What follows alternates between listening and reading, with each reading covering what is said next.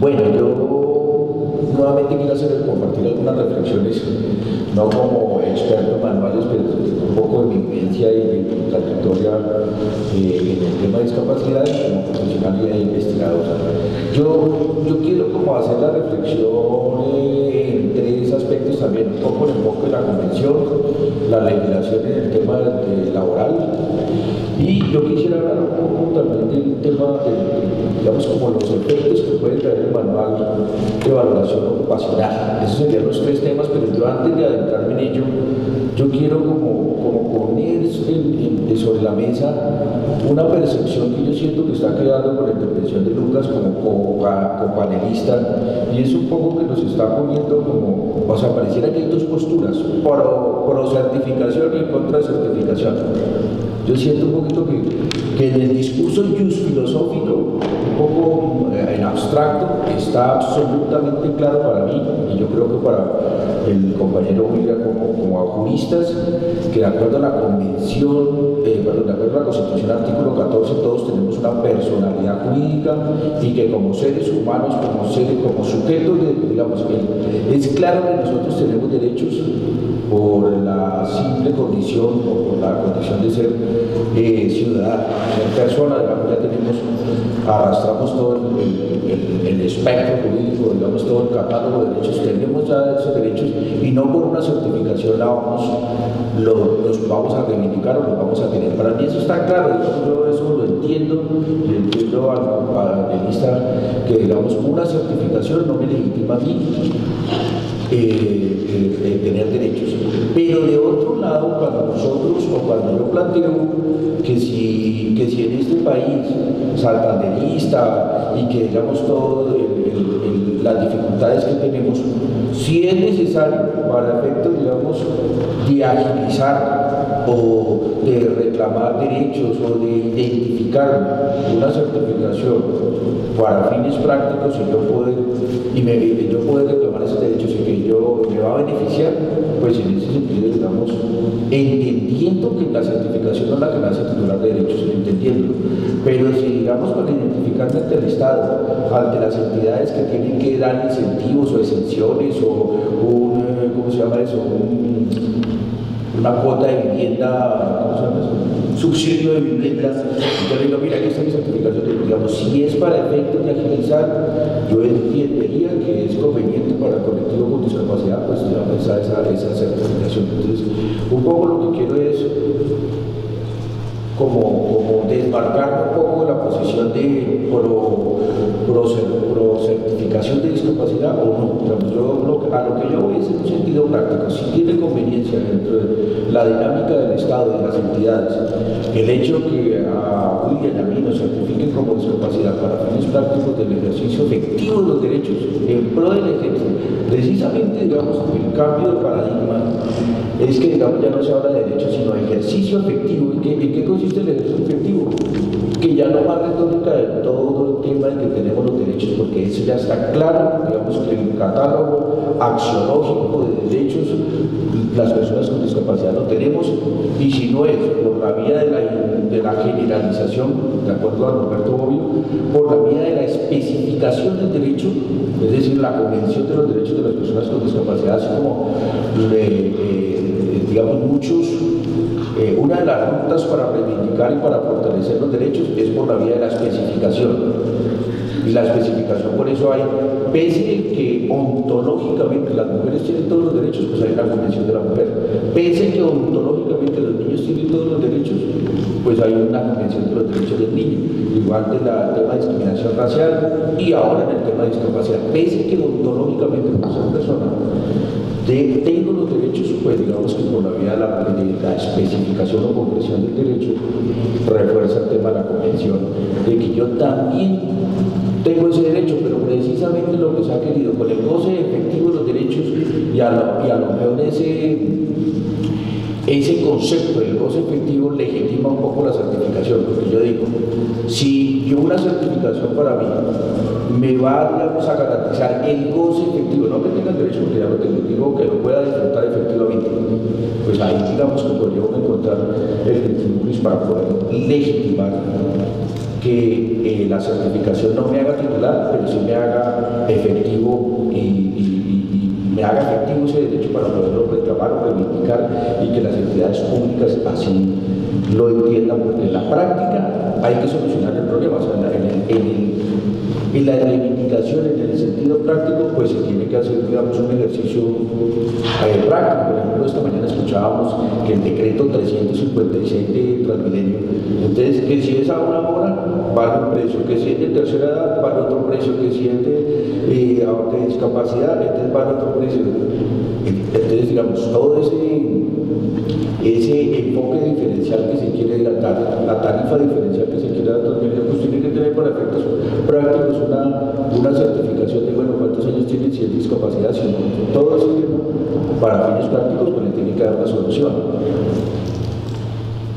Esa era simplemente, digamos, como la réplica un poco a la situación, digamos, que plantea Lucas, o sea que todavía no empezaba. Sí. Entonces, lo primero, es claro, a mí cuando me hablan de un manual de valoración de la ocupación, claro, me genera, digamos, algunas inquietudes. Uno, que hay que armonizarlo con la convención, porque la convención, más allá del modelo social, que es decir, que está el tema de las barreras, la convención de discapacidad, la convención de Naciones Unidas, se cambia el paradigma, digamos, la persona con discapacidad, o mejor dicho, su valoración en este tema de lo ocupacional, la convención establece que el punto de partida de la convención no son las capacidades humanas. O sea, yo no valoro a una persona más o menos por como habitualmente está, ¿no? Y hay personas genios y tal. No, no es por un tema de capacidades, es por la dignidad del ser humano. O sea, no es que yo tenga más o menos, o me valora más la sociedad porque mire qué capacidad de memoria tiene, ni siquiera tiene nada. No, es por mi condición, por mi dignidad humana, distintamente que tenga o no tenga discapacidad. Porque es que mire que la misma palabra habla de una menor capacidad. Entonces, la convención parte del punto de partida del valor de la persona con discapacidad es su dignidad humana, es el hecho de ser humano, no es el hecho de que tenga más o menos capacidades. Tema que entraría a reñir con un manual de valoración ocupacional, porque me va a decir, mire, de acuerdo, al final, digamos, si el punto de partida de la dignidad, filosóficamente, usted no me puede decir, tiene capacidad ocupacional para tal cosa, porque ya me está pidiendo nuevamente, es en el sentido de capacidad y no de dignidad humana. Lo entiendo en sentido práctico, pero en sentido filosófico habría esa dificultad, que la convención lo que quiere es que la valoración de la sociedad tenga de nosotros como personas con discapacidad parta de la dignidad humana y no parta de nuestras capacidades mentales ni físicas, digámoslo en ese sentido. Entonces, ese es digamos, el primer punto, que hay una dificultad en la valoración que tendría el manual de valoración ocupacional con el punto de partida de la convención, que es la dignidad humana. Segundo aspecto, el tema laboral y la normatividad colombiana. Nosotros tenemos claro que el derecho al trabajo establecido en la Convención del artículo 25 como derecho fundamental es un derecho clave y es un punto de flote en el sentido que digamos, da una solución económica al proyecto de vida de las personas con discapacidad. Nosotros hemos crecido mucho en el colectivo con discapacidad, que ya, digamos, nos hemos abierto paso en el tema educativo, en el tema de becas. Por ejemplo, en la sentencia que tuve el honor de la Corte Constitucional, por primera vez me citó, nunca me había citado una sentencia, por primera vez citó una obra mía en la sentencia T551 del 2011 del compañero invidente, bueno, ahora se me olvida el nombre, Arnulfo, que obligó a la Universidad de Magdalena, incluso me encanta la sentencia que todo el mundo conceptuó en contra, digamos, del muchacho por la autonomía universitaria, que no le tenía que dar una beca. Incluso la dirección del INSI conceptuó en contra de un y ojalá la puedan leer. El único de las intervenciones ciudadanas, yo les establecí que tenían que otorgarle la beca así fue la universidad pública que tuviera autonomía universitaria y así lo ordenó la Corte Constitucional. Entonces, digamos, hemos crecido en unos derechos como ya el otorgamiento de becas para personas con discapacidad. Estamos llegando, digamos, a unos planos que finalmente el mundo del derecho dice, bueno, pues ¿para qué quiere derechos? Entonces, conceptualmente, tener toda la gama de derechos es para tener un proyecto de vida, para garantizarle un proyecto de vida a la persona. Entonces tengo derecho a la educación y a la rehabilitación y finalmente, pues en últimas todo para que me divierta en un trabajo, poder tener decisiones o autonomía a mi familia. Pero estamos viendo que la dificultad, no solamente la discapacidad, sino en el país hay una crisis, digamos, el tema laboral y desempleo, pese a que la normativa del capítulo concerniente de la ley 361 a partir del artículo 22, el artículo 22 dice que el Estado tiene que hacer, es que no recuerdo la redacción literal, pero como todas las medidas encaminadas a la inclusión laboral de las personas con discapacidad,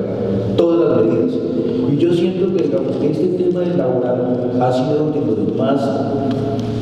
descuidados, digamos, en cuanto a que el Estado no está dando una solución verdadera al tema laboral de las personas con discapacidad. Hemos visto por allá unos proyectos que vienen por el PIB, para generar 500 empleos en el país, cuando lo que menos hay es empleos. Entonces, que viene otro tipo, digamos, hay una crisis del modelo contractual, digamos, de prestación de servicios, de modelos o de las temporales, que no se garantiza la vinculación laboral con prestaciones y todo, y ese es el reto un poco del ministro del Trabajo. Pero entre los proyectos que han traído, digamos, el Ágora, el proyecto Pacto de Productividad, entonces, precisamente el proyecto $3 millones para generar 500 empleos, pero lo que no hay es empleo. Debe otro enfoque, porque ese no es.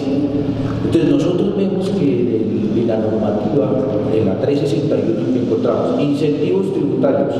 para los empleadores. Encontramos que en el artículo 24, el desempate, bueno, el desempate en caso de concurso público entre una persona con discapacidad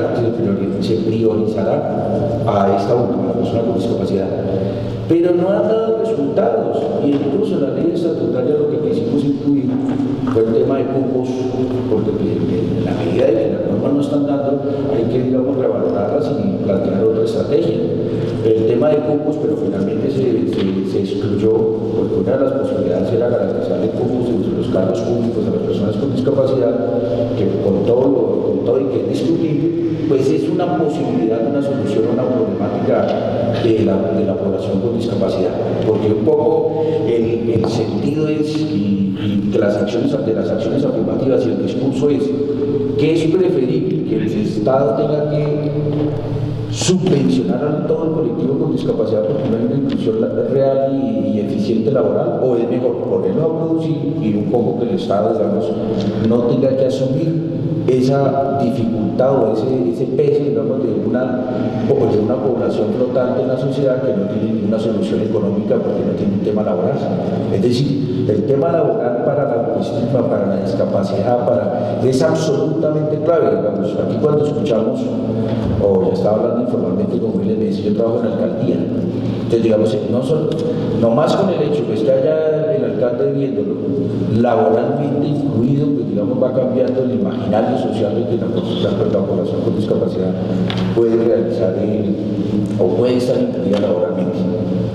Entonces, vemos que la legislación es prolija también en temas de inclusión laboral, hasta incluso el artículo 26 de la 361, que desafortunadamente lo modificó el artículo 137 del decreto de antitrámite sobre el tema de eliminar el permiso que debe expedir el inspector de trabajo para despedir a una persona con discapacidad, cosa que me parece inconstitucional. Afortunadamente ya lo demandaron, porque es una presunción que la Corte hace, y la Corte ha dicho que presume que una persona con discapacidad la despiden por su condición de discapacidad. Lo mismo hace con la mujer embarazada y lo mismo hace con los aforados o los del sindicato. O sea, no me digan que solamente con las personas con discapacidad, lo mismo hace con la mujer embarazada. Presumo que usted la está despidiendo porque está embarazada. Demuestre lo contrario, lo mismo era el tema con discapacidad. Por eso yo creo que es algo importante. Los que trabajan en empleabilidad dicen que esa norma era la que no permitía que los empleadores nos contrataran. Pero pues realmente se puede desvirtuar fácilmente. Mire, yo no lo estoy. ¿Por qué se está despidiendo la persona? En últimas, Respecto al tema del cuerpo normativo, del tema de normas de trabajo, los tenemos, pero estamos viendo que definitivamente no son eficientes o no solucionan la problemática laboral. Y por último, pues yo encuentro unas consecuencias sobre el manual, o mejor dicho, tendríamos que reflexionar ese manual ocupacional que me dice, mire, usted por ser invidente, entonces usted ya no puede ser ni camarógrafo ni fotógrafo, digamos, pues digamos, un poco ya lo planteaban anteriormente, cuáles ocupaciones se me permitirán, o digamos, son viables en mi condición de discapacidad,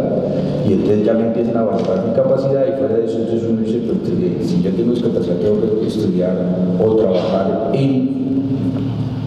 cuáles profesiones o cuáles trabajos. Sin embargo, yo entiendo y quiero, digamos, siendo propositivo, tratando de deslindar un poco,